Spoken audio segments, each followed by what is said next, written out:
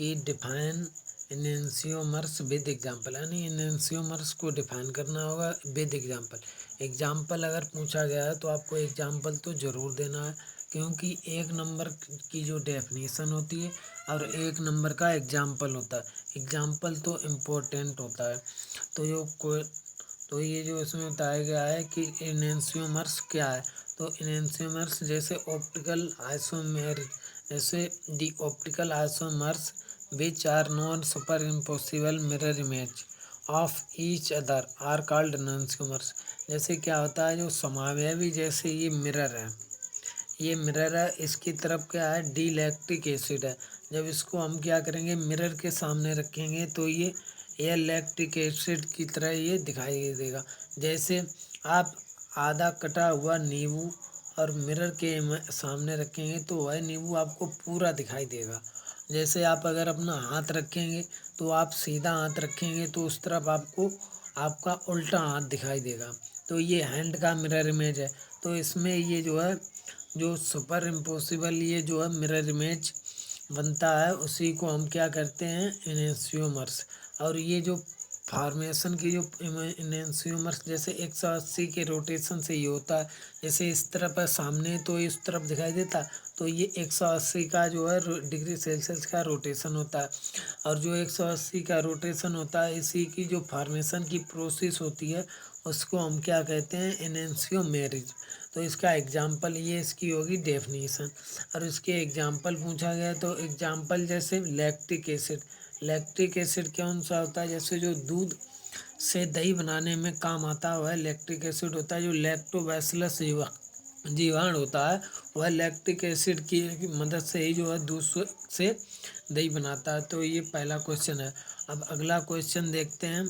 अगला क्वेश्चन है define the meso compound with example, यानी मीसो कंपाउंड क्या है, इसके एग्जाम्पल लिखने होंगे। तो मीसो कंपाउंड जैसे देखिए इसमें बताया है कि मीस द कंपाउंड ऑफ, यानी कि ए कंपाउंड विद टू और मोर सिमेट्रिक कार्बन। जैसे एक कंपाउंड है, इसमें या तो एक या दो या दो से अधिक सिमेट्रिक कार्बन जो है होंगे। जैसे इसमें क्या है, दो या दो से अधिक सिमेट्रिक कार्बन, इसमें देखिए दो सिमेट्रिक कार्बन प्रेजेंट्स हैं, और इसमें से ज़्यादा भी, जैसे कोई कंपाउंड है उसमें ज़्यादा भी कार्बन प्रेजेंट होते हैं। तो इसमें दो या दो से अधिक सिमेट्रिक कार्बन प्रेजेंट होते हैं, और इसमें एक प्लेन ऑफ सिमेट्री होती है, उसी को हम क्या कहते हैं, मीसो कंपाउंड कहते हैं। और जो प्लेन ऑफ सिमेट्री होती है वो वन हाफ, यानी जो कंपाउंड होता है उसके हाफ में, यानी एक कंपाउंड के हाफ में जो है वन ऑफ सिमेट्री जो है प्लेन ऑफ सिमेट्री होती है। और ये एग्जाम्पल इसका एग्जाम्पल है टार्ट्रेरिक एसिड। तो इसके एग्जाम्पल तो इम्पोर्टेंट होते हैं, तो एग्जाम्पल आपको ज़रूर लिखना है। जैसे इसका एग्जाम्पल है लैक्टिक एसिड, तो इसका जो है एग्जाम्पल है मीसो कंपाउंड का एग्जाम्पल है टार्टेरिक एसिड। अब हम अगला क्वेश्चन शुरू करते हैं। Question number 6, distinguish between E and Z isomers with example, यानी कि ई और जेड आइसोमर्स के आपको अंतर लिखना है कि ई और जेड आइसोमर कैसे डिफरेंट हैं।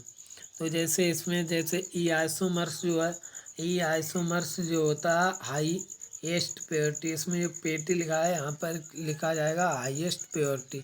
तो यहाँ पर आप सही लिखना है कि the it is the highest purity group are on the opposite side of the double bond. इसमें क्या होता है, जैसे हाईएस्ट देखिए डबल बॉन्ड के अपोजिट साइड क्या है, हाईएस्ट प्योरिटी ग्रुप है। इसमें जो डबल बॉन्ड है, जैसे ये कार्बन कार्बन के बीच डबल बॉन्ड है, इसके जैसे इसमें इस तरफ हाईएस्ट प्योरिटी ग्रुप है और उसमें इस अपोजिट साइड है। और इसमें जो जेड आइसोमर्स में होता है, इसमें क्या होता है, जो हाईएस्ट प्योरिटी ग्रुप होता है वो सेम साइड होता है। देखिए इसमें highest purity group same side है, दोनों डबल बॉन्ड के सेम साइड होता है। और ये जो है ई आइसोम जो होता है ई आइसोमर, इसको हम एंटीगन से जो है प्रेजेंट करते हैं। और जो एंटीगन का मीन्स होता है अपोजिट साइड, इसका मीन्स ये होता है अपोजिट साइड, जो हाईएस्ट प्योरिटी ग्रुप है वो अपोजिट साइड होगा कार्बन कार्बन डबल बॉन्ड के, और इसमें सेम साइड है। और जो जेड होता है इसका मीन्स होता है जूसामिन, और इसके मीन्स होता है जूसामिन का मतलब होता है सेम साइड। तो इसके आपको एग्जाम्पल में भी यही लिखना है ई टू ब्यूट वन। और इसमें भी जेड, जैसे इसमें ई है तो इसका ZB21, ये इसके एग्जाम्पल में लिखना है। तो अगला क्वेश्चन है डिस्कस द सेकेंड्स रूल, यानी सेकेंड्स रूल को आपको लिखना है 2 नंबर के अकॉर्डिंग। सेकेंड्स रूल क्या है? तो जैसे RS कॉन्फ़िगरेशन होता है, सेकेंड्स रूल के लिए RS कॉन्फ़िगरेशन बहुत इम्पोर्टेंट होता है।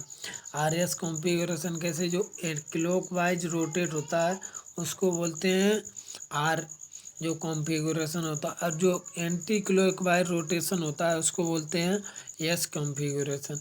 तो इसी से आपको याद रखना है। जैसे जो आर आर का मतलब होता है राइट साइड, यानी जो राइट मीन्स होता है सही, तो जो सीधी तरफ रोटेस होगा, जैसे रोटेशन जैसे सुई है, जैसे जो घड़ी है, घड़ी की सुई क्लॉकवाइज घूमती है, सी जैसे क्लॉकवाइज तो घूमती है, रोटेशन करती है, हैंड राइट हैंड की तरफ से वो रोटेशन करती है। जैसे मिनट, सेकंड मिनट घंटा, तीनों सुई जो है क्लॉकवाइज रोटेशन करती हैं। और ये जो क्लॉकवाइज होता है वो आर कहलाता है, जो आर कॉन्फ़िगरेशन, और जो एस होता है वो एंटी क्लॉकवाइज रोटेशन कहलाता है। तो इसके लिए क्या होता है, इसके लिए जो है RS कॉन्फ़िगरेशन इम्पोर्टेंट होता है किसके, सेकेंड्स रूल के लिए। अब अगला क्वेश्चन है compare the reactivity and aromaticity of pyrrole of furan and thiophene, यानी कि जो पायरोल है, फ्योरान है और थायोपिन है, इसके लिए रिएक्टिविटी और एरोमेटिसिटी कंपेयर करनी है।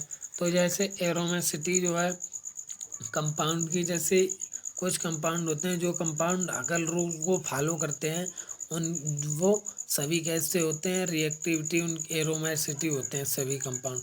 और ये कंपाउंड जो एरोमेटिसिटी होते हैं ये साइक्लिक कंपाउंड होते हैं। जैसे बेंजीन एक साइकिल रिंग है, पायरोल का भी एक साइकिल रिंग है, यानी साइकिल के रूप में ये कंपाउंड होते हैं।